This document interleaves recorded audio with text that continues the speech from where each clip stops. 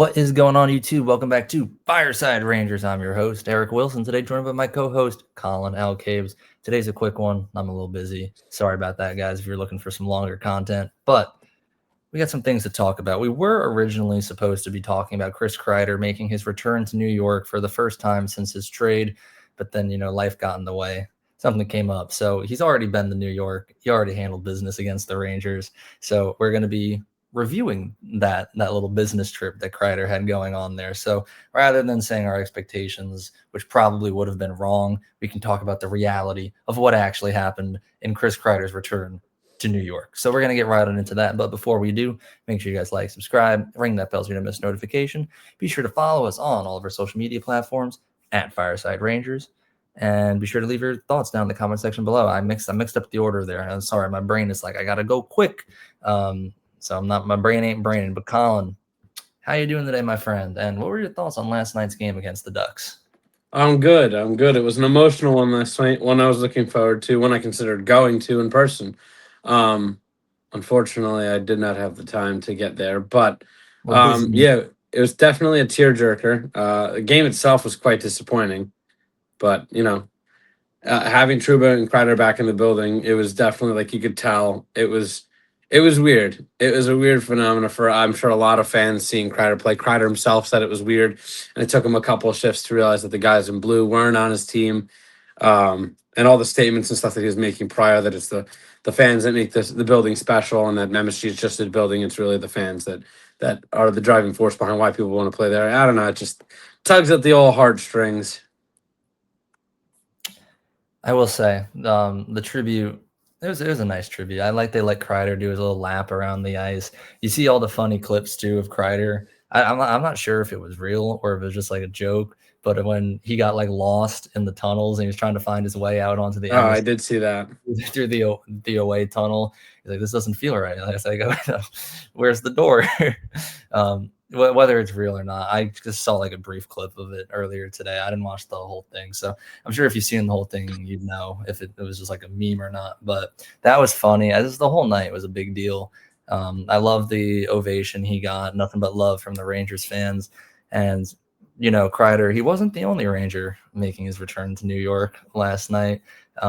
There was a couple. Jacob Trouba for one. I like how he just looked like he didn't care.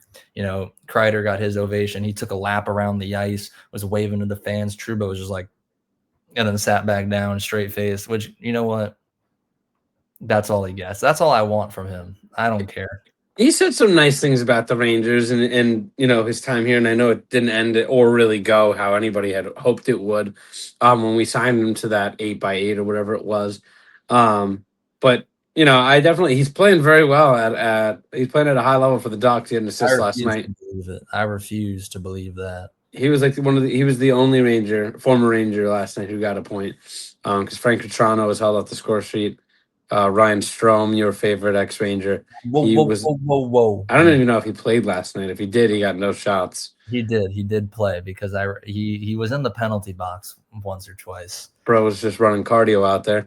But other than that, yeah, no, I mean, obviously some fans have soured on Trouba towards the end. I think myself included. I kind of just wanted his money gone. And I'll even resort back to the Kreider trade. I'm not like, obviously he's having a good year with the Ducks, but he's not what would have helped this team. We need guys who can drive offense, and he's just a finisher. And we need guys who can kind of create. And there's a lot of creators on the Ducks, and we don't have a lot of creators on this team. We need guys who can create, unfortunately, and we also need guys who can finish. So I guess we kind of need it all.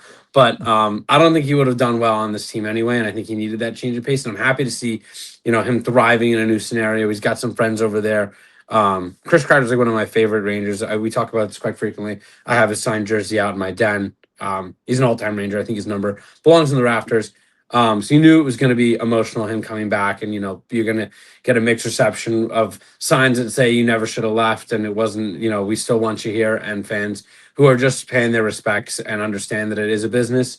But it doesn't make it any easier as a longtime fan. While I do like the move because it does clear cap for the future, and it allowed them to kind of go and pursue a guy like Gavrikov, who's been instrumental in the team this year. It does suck seeing, a fan favorite kind of go and leave and join a different team for the first time. It was kind of like when Hank went to the Capitals, even though he didn't play, but it just doesn't feel right. Yeah, it was a little weird. Even though I've like seen the Ducks and the NHL post images of Kreider on the Ducks, like I haven't actually sat down and watched a Ducks game until until last night. So seeing him actually in motion out there on like a live broadcast in that Ducks jersey, I was like, it kind of hit for a second time. Trouba, I don't care about. He who shall not be named, I don't care about. It actually hurts me to think that they might be playing decent and are actually serviceable over there in Anaheim.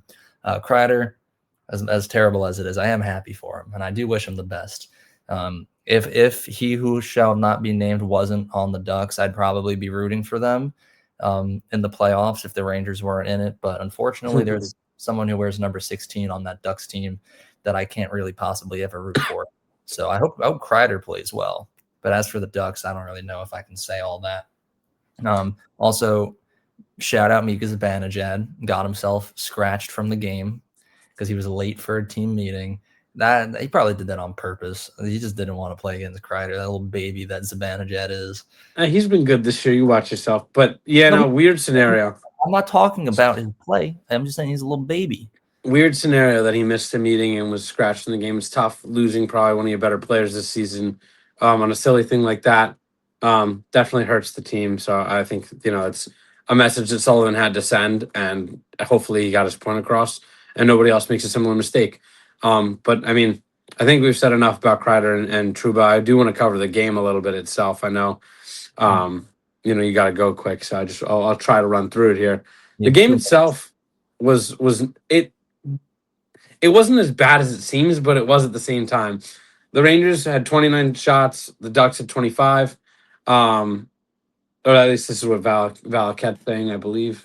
Is that right? No, we had 27 shots, and they had 25. Excuse me. But according to the high danger chances, we had 11. Absolutely no finishing ability. And they had 6, and they finished on half of them and an empty netter to make it the fourth. They score on a another shorthanded goal against us because Sullivan refuses to ditch the 5 forward power play. It continues to hurt us. They scored against us on the power play in Chicago. They do it again. Anaheim gets us at home. So that's tough. The power play looks brutal, especially with no defenseman out there and without Mika, who's arguably your best defensive forward out there, outside of maybe a Trocheck. Did not benefit the Rangers last night to run that. They end up getting one back off from Jason Robertson. Dostal goes to play it. Trocheck looks like he gets a piece of it. Instead, Dostal whacks it in his own net. Otherwise, he was phenomenal, Dostal. He made some incredible saves. Absolutely standing on his head. Another example of a goalie just playing out of his mind when it comes to playing in MSG and the struggles that continue at home. For those of you who didn't see, Starkin absolutely annihilated his stick in the tunnel as he left after the third. But I just think it was a couple really, really bad decisions that led to goals. And when it came to capitalizing, the Ducks did not miss their chances, as opposed to the Rangers when they got their looks. And they did get a good handful of looks, especially in that first period. They just could not find the back of the net. I don't know if that's, Dostal really playing very well, or just bad shot placement, or what it is. But the Rangers continue to be snake bitten and drop another one and lose here to the Ducks, who are one of the better teams in the West. So I'm not like super worried about it, but it is confusing. I was torn because I wanted to root for Kreider, but I want to root for the Rangers. So I was like, and Kreider didn't even score or anything, which almost always happens as a former Ranger comes back and scores, or somebody gets their first point against us, or goal against us, or go first win against us. So maybe that curse is finally broken, where a former Ranger didn't come in and score directly, like score a goal. I know Trouba had an assist. Kreider felt bad and went easy on us. But yeah, I don't know. It's an annoying loss. But in a game like that, like I'm not too worried about it. They looked better than the score sheet suggests. But I think it was just a weird game. Rempe was in, his thumb's broke. He's getting challenged to fights. He can't go. He's telling Ross Johnson, "My thumb's crooked. I can't punch you in the face." Like, it's just a weird. I don't understand the lineup decisions. I like Sullivan, so I'm not really crapping on him for anything except for the power play stuff. But it is a little head scratching why a guy like Parsonen isn't in or whatever, and how Rempe gets back into this lineup. I know there's some Rempe mania lovers out there. That Linsanity run has kind of ended for me. I'm over it. I just want real hockey players in the lineup, and unfortunately, Rempe is not at that level yet. And we do have better players and guys like Brodzinski and Berard, and I don't even know what the official lineup was last night. I some guys I know Radish was in and people like that, but I'd like to see some continuity instead of so much changing of the lineup. But that's just me. But anyway, that's my coverage of the game. I know you watched, so I'll let you give your piece quick, and then we'll wrap this up. Well, I think you said it pretty well. I will say I was rooting for a Rangers win, but I was also kind of rooting for Kreider to score. I thought that would have been cool to see. But who knows? Like you said, maybe that curse is broken.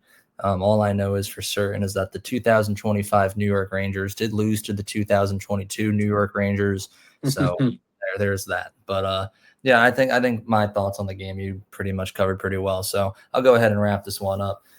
If you guys did enjoy, please be sure to like, subscribe, ring that bell so you don't miss notification. As always, leave your thoughts down in the comment section below, and be sure to follow us on all of our social media platforms at Fireside Rangers. We'll be back soon. Have a good one, and Let's go Rangers.